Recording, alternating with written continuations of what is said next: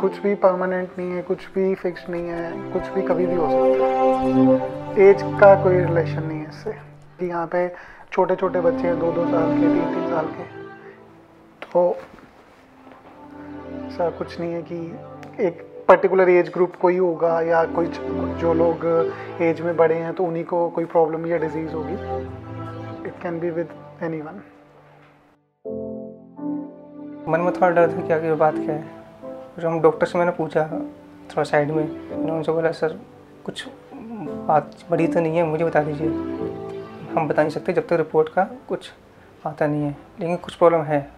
वहाँ डॉक्टर को दिखाया, बुखार था इसको, पैर में ज़्यादा स्वेलिंग आ गई थी।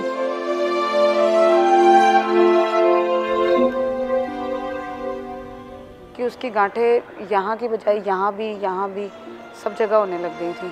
तो वो कहते हैं आपके पास लास्ट ऑप्शन यही है कि आप बायोप्सी करवाओ, तभी कुछ पता लग सकता है। ब्लड टेस्ट लिखने के बाद इसका टेस्ट हुआ, वहाँ पे टेस्ट होने के बाद इस हमने पता लगा कि इसकी TLC ज़्यादा बढ़ गई है। Vartika came to us about 8 to 9 months back, and she was sick at the time. She was getting fever almost daily for the past 3 or 4 weeks. She just wasn't feeling well. She was pale. She was having some bruising all over the body. Loveleen has been diagnosed as a disease called as acute lymphoblastic leukemia. It's a blood cancer, a severe form of blood cancer.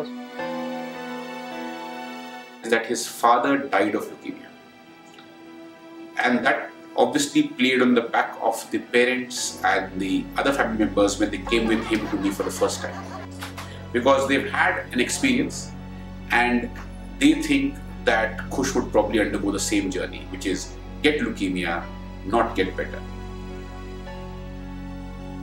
The first attempt is always the best attempt. One has to complete the treatment. So whatever, how long it may be, whatever tedious it may be.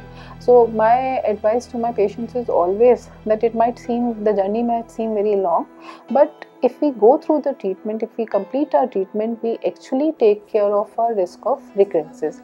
We can decrease it to a substantial amount. The treatment is often not completed, which we term as abandonment of treatment. There are many reasons for that.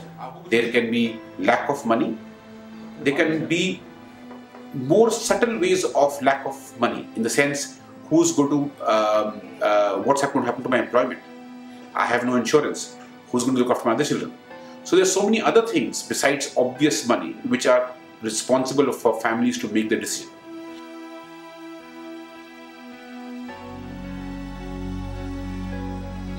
मुझे नहीं पता था फिर दोबारा से हो जाएगा मुझे ऐसा। जब मेरी कीमो हुई थी तो बहुत ज़्यादा मुझे ऐसा लग रहा था कि पता नहीं मैं बचूंगी नहीं बचूंगी। मेरी सिस्टर ने कहा कि मेरे सारे बाल निकल रहे हैं। मेरी टेंशन की वजह से मेरे भाई को भी शुगर हो गई। मुझसे कहने लगी तू मेरे सारे बाल उतार दे। तो मैं अपनी सिस्टर से बोला, मैंने कहा सिस्टर मेरी हिम्मत नहीं होगी कि आपके भी सारे बाल उतार सकूं। नाक से, मुंह से ब्लीडिंग ही ब्लीडिंग। एक रात में मुझे 7 बोतलें चढ़वाते थे और सुबह फिर से वही 1.5 रह जाता था। पता ही नहीं लगता था ब्लड जाता कहाँ है। ब्लड बंद भी हो गया आना, फिर भी पता ही नहीं लगता था जाता कहाँ है। कुछ देर के लिए मेरी सांसें रुक गई थी। उन्होंने देखा इसकी सांसें नहीं चल रही हैं। उन्होंने हमें जवाब दे दिया इसको ले जाओ, ये नहीं बचती। तो मेरे पापा एकदम से शॉक्ड होके गिर गए थे और वो बहुत ही ज़्यादा रोने लगे। कुछ एक बार 3 दिन हो गए, पूरे 3 दिन पानी भी नहीं गया अंदर। पानी जाता तो भी साथ में उल्टी कर देता था। खुश मेरा बेटा, प्रीतम है मेरा खुश। मेरे खुश की जिंदगी जरूर बढ़नी चाहिए बेटी, मेरे खुश की जिंदगी। मेरी मम्मा ने हिम्मत नहीं आ रही, उन्होंने फिर गॉड से ब्लेस किया कि मेरी बेटी को बचा लो। तभी 2 मिनट बाद मेरी सांसें शुरू हो गई थी। कहते हैं गॉड के चमत्कार का कुछ पता नहीं होता। मैं तो मानती हूँ इस चीज़ को। Lovleen come from a medium class family, so it is quite tough for us to bear these expenses. क्योंकि 7 ईयर हो गए हमें भागते हुए नैनीताल से आना मजाक तो नहीं है, धीरे धीरे इतना कर्जा हो गया हमारे ऊपर, सब बेचना पड़ा हमें।